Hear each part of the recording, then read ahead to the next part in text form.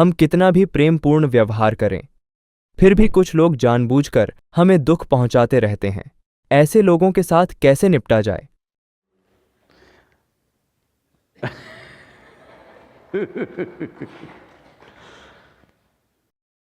अगर आप प्रेमपूर्ण हैं तो आपका मन आनंदित रहना चाहिए। अगर आप सच में प्रेमपूर्ण हैं तो आपका मन आनंद से भरा होगा। अगर आप आनंद में हैं तो कोई आपको कैसे चोट पहुंचा सकता है?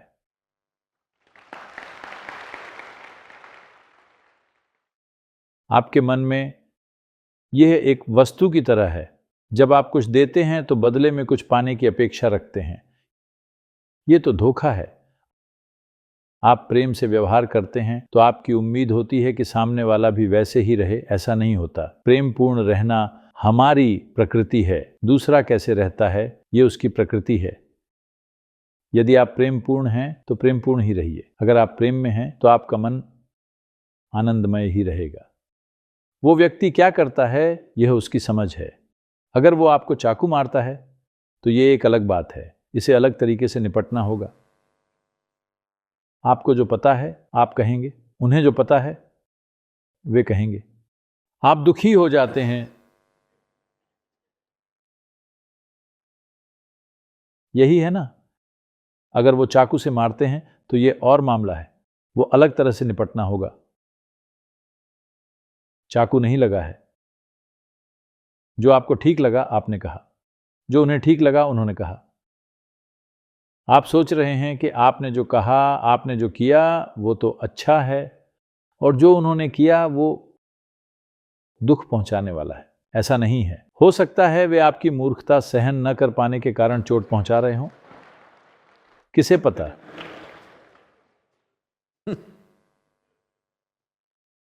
प्रिय प्रिय प्रिय, जब आप ये करते रहें तो वे चाकू ही मारना चाहेंगे।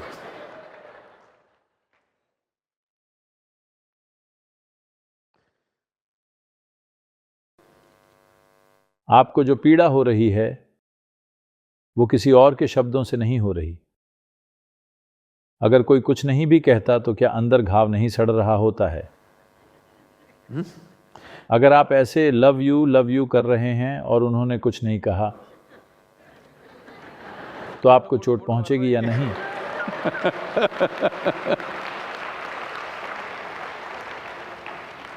अगर वे कुछ कहें या कुछ करें तो दुख होगा ही, पर अगर वे कुछ ना भी कहें तब भी बहुत पीड़ा होती है ना?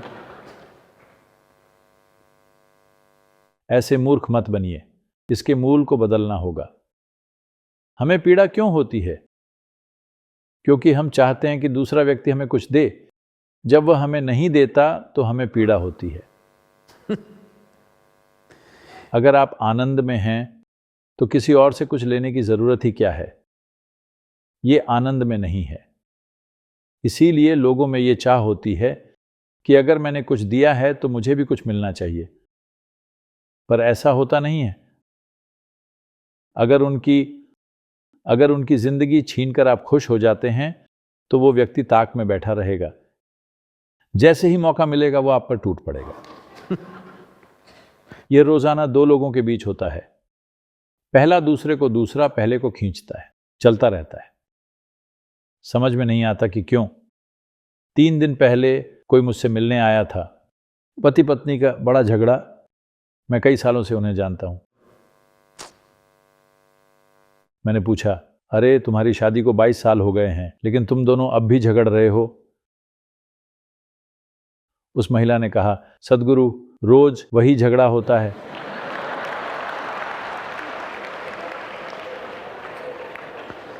कोई नया झगड़ा नहीं होता, वही झगड़ा। ये ऐसा है कि 2 दिन अलग अलग रह लें तो अकेले नहीं रहा जाता। तू ही रे गाने लगते हैं।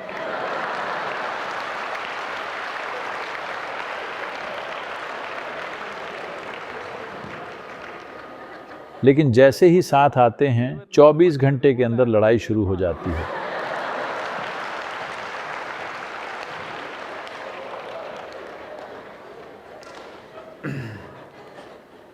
वे दोनों ही कोई बड़ी नौकरी करते हैं, दोनों ही अच्छे पढ़े लिखे हैं, नौकरी कर रहे हैं। तो अब क्या करें? रोज वही झगड़ा होता है। मैंने उस महिला से कहा, अभी जो काम कर रही हो उसे छोड़ो और कोई दूसरा काम ले लो जिसमें बहुत ट्रैवल करना पड़े। 20 दिन घर पर ही मत रहो,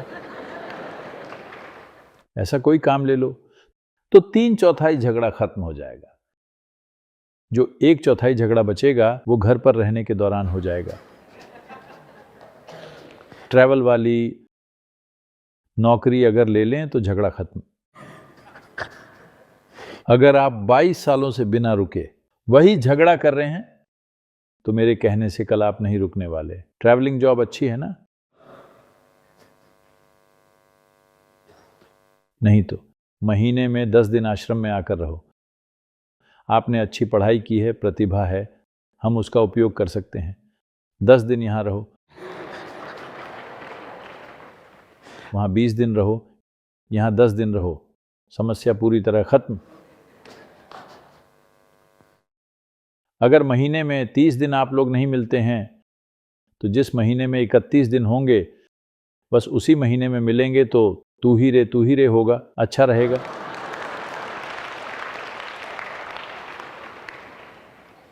किसी तरह से संभालना होगा और क्या करें।